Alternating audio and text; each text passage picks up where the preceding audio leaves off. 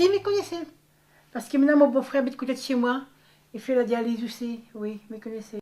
J'ai commencé à dialyser en septembre dernier. En fait, à la fin de mon stage en hôtellerie, justement, je commençais à avoir des œdèmes et beaucoup d'essoufflement aussi, le perte d'appétit. Et moi, j'avais mis tout ça sur le compte de la fatigue. Donc, je me suis pas très préoccupée de cela en fait. Donc, je suis partie à la fin de mon stage, justement, je suis partie voir mon médecin et on a fait les analyses et tout le reste. Bah, du coup, il m'a directement envoyé voir un spécialiste. À cette époque-là, je savais même pas ce que c'était un néphrologue ni ce que c'est d'être dialysé. Et, j'étais hospitalisée le lendemain des résultats d'analyse. Et arrivé à l'hôpital, on m'a dit qu'on a fait la biopsie, plein d'autres prises de sang. Et à la fin de ces analyses, en fait, on m'a dit directement que j'allais passer en dialyse. Ça a commencé par des vomissements et disons amouristes. Et comme l'hôpital c'est gratuit et il n'y a pas de suivi, pardon, il n'y a pas de suivi approfondi, c'est disons vers un mois, l'azote là, enfin, va trouver que le taux de créatine était monté extrêmement fort. Il a conclu que c'était défaillance rénale. Je ne savais pas ce qu'on allait faire. Tout le monde disait ce qu'il voulait et moi je croyais en quelque sorte. Il y en a qui disent ah oui mais après tu vas plus faire pipi, tu vas plus faire caca. Ben, je dis comment ça va se passer. Et mais nous moi après le soin, tout ça, ça trotte dans ma tête. Je serai comment? Qu'est-ce qu'ils vont me faire? Ils vont me faire une poche, ils vont faire ici, ils vont faire là-bas. Mais je ne savais pas du tout ce que c'était la dialyse. Moi, j'ai appris que j'allais en dialyse. Une fois, je sortais chez le docteur Cerveau, néphrologue. Elle n'est plus là, elle est en métropole. Je sortais de... En fait, j'étais en consultation avec elle. Il y a une amie à elle qui l'a appelée dans le couloir. Elle m'a dit, excusez-moi, mais comme c'est fini, c'est bon, vous pouvez partir. Et puis, elle est allée discuter avec la dame. Et quand je sortais comme ça, je traverse le couloir, elle disait à la dame, ah ben, elle va aller en dialyse. J'ai entendu dialyse. Mais dialyse, c'était quoi? Je ne savais pas c'était quoi. Et j'ai pas osé, à ce moment-là, j'ai pas osé lui demander. Même après les consultations, j'ai pas osé lui demander. C'est après, quand on a changé de docteur, j'ai vu le docteur Genet. Là, je lui ai demandé, ben, c'est quoi la dialyse? Il m'a expliqué en gros aussi, lui, hein, pas vraiment. Hein. Il m'a dit, ben voilà, comme ton sang, tes reins ne fonctionnent plus, ton sang il est sale, il n'est pas nettoyé. Alors on va nettoyer ton sang. Voilà, c'est tout. On va nettoyer ton sang. Je savais même pas ce que c'était en fait justement la maladie. Alors pendant mon séjour à l'hôpital, j'ai fait quand même une semaine à l'hôpital. Ils m'ont commencé à parler de ce que c'était la dialyse, que c'était déjà en que ma maladie était déjà en phase terminale et que la dialyse ne pouvait pas attendre, que j'allais passer directement en dialyse. Moi personnellement, on va dire que j'étais dans un flou total, j'y comprenais rien. Et au fur et à mesure que, parce qu'il fallait mettre un cathéter sur la poitrine et tout, au fur et à mesure je me rendais compte petit à petit, mais après c'est vrai que c'était dur à accepter.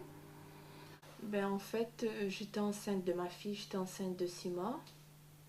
On avait trouvé du sang dans les urines. On a fait un examen tout et là on m'a dit que j'avais un problème avec les reins en fin de compte. Et il fallait faire une biopsie des reins pour savoir c'était quoi. Mais moi j'ai dit non pour pendant la grossesse, non, parce qu'il fallait prendre un grand piqûre et il m'a dit pas question. Et comme il était fini d'accoucher justement, et après on a fait la biopsie, là on a découvert que j'avais une maladie des reins. Que c'est la dialyse, pour moi, quand on m'a dit, en fait, quand on m'a pris pour la dialyse, c'était trop dur d'accepter. Les premiers dialyses, les résultats étaient bons quand même, je me sentais mieux. Et après, bah, du coup, on m'a dit que ça allait 3 fois par semaine pendant 4 heures. Psychologiquement, j'étais vraiment pas très bien, j'étais pas prête. Mais après, comme c'était obligé, parce que je jouais ma vie aussi dans ce sens-là, donc du coup, bah, j'ai appris à vivre avec, mais bon, les débuts n'étaient pas fameux, hein, c'était très dur. Comme j'ai un lupus, je savais que tôt ou tard, j'allais être à la dialyse. Et quand le docteur me disait, bon, ben là, vous êtes mal, il faut aller à la dialyse, je disais, non, laissez-moi encore un mois, laissez-moi encore un petit peu. Je demandais à chaque fois de me laisser. Et puis un jour, j'étais très, très mal. Je suis allée pour une consultation et il m'a dit, ben là, non. Là, vous y allez à la dialyse. Je dis, oui, mais pas maintenant. Il me dit, si, si, si. Je suis entrée, on m'a hospitalisée à Belle-Pierre. Et puis l'après-midi, je vois l'infirmière qui arrive avec 2 patchs. Je lui dis, c'est pourquoi faire? Mais parce que tout à l'heure, vous allez à la dialyse. Oh là là, on a l'impression que tout s'écroule. Pour moi, c'était dur. Ouais. C'était dur d'accepter. Hein. C'était dur, ne me voulait pas. Docteur Bruno à côté, dis-moi, madame, ben, il faut faire, il faut faire. En plus, il m'a fait faire beaucoup d'opérations, moi.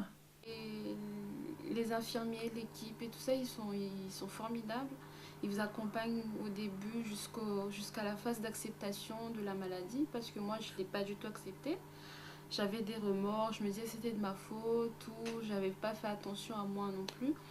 Non, depuis 2004, j'avais la fistule. Parce que c'était... En 2004, j'étais très mal et ils pensaient qu'il fallait y aller. Et puis moi, j'ai demandé, je dis laisse-moi encore un petit peu. Et en fin de compte, après, comme la créate ne montait plus aussi vite, ben, j'ai pu tenir encore jusqu'à 2010. Après, disons après 3 semaines, l'hôpital m'a accepté parce que c'était un cas assez grave. Et là, j'ai resté à peu près 1 mois à l'hôpital. Et puis à l'hôpital, il y avait des jeunes stagiaires docteurs. Là, ils m'ont dit que le péritonéal, c'est un nouveau style de traitement et ce sera adapté pour moi. Parce qu'on m'a fait 3 dialyses de suite, comme je n'avais pas fait depuis le début. Et on m'a fait 3 jours de suite. Je suis entrée à l'hôpital jeudi, j'ai fait jeudi, vendredi, samedi. Et ça m'a crevé. J'étais vraiment, vraiment, vraiment mal. Et en plus, j'avais des chutes de tension. Ce qui fait quand on fait des chutes de tension, on a l'impression de partir. On se dit, bon, ben, on va mourir parce que ça part, ça part, ça part, ça part. Et après, bon, ben... Et quand on m'a mis ici, c'était autre chose. Parce qu'ici, on a l'impression d'être en famille. Les infirmières sont plus proches. Et là, c'était autre chose. Maintenant, j'accepte mieux, mais quoique même en étant ici, les 3 premiers mois, c'était dur. Parce que j'avais beaucoup de problèmes. J'étais anémie. Et ça, bon, ben, ça n'arrange pas les choses. J'arrivais pas à manger. On était obligé de me donner du Fortimel.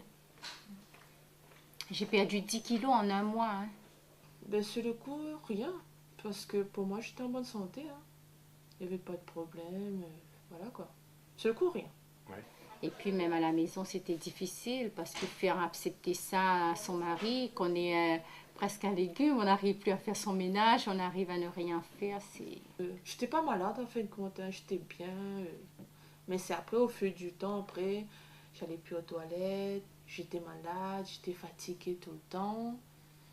Et après, voilà, ça s'est aggravé après. Ben, mes enfants, ça va parce que moi, la deuxième, elle est infirmière, ça fait qu'elle elle sait un peu ce que c'est.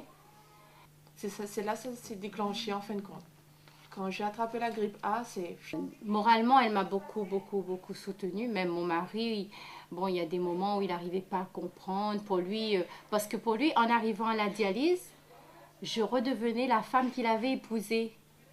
Et or que c'était pas possible. C'était pas possible. J'étais encore très, très fatiguée. J'étais très mal. Et ça, il avait du mal à accepter. Mais on était étonnés, comme il voyait il y avait beaucoup de petites machines, comme il voit beaucoup de machines, beaucoup de monde.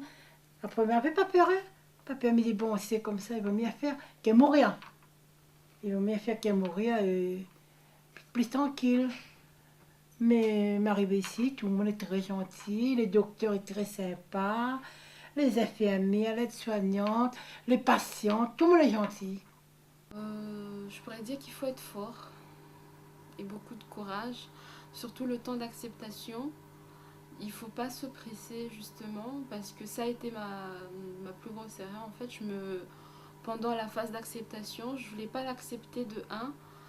Et de deux, je voulais continuer ma vie telle qu'elle était. Et du coup, en fait, ça a tout chamboulé. Du coup, j'ai dû arrêter les cours parce que je continuais mes cours en même temps aller en dialyse. J'étais fatiguée, en même temps je rattrapais les cours que j'ai ratés en 3 jours de dialyse par semaine. Donc du coup, c'était sans dessus dessous. Donc moi je dirais, prenez le temps d'accepter la maladie, prenez le temps de vivre justement.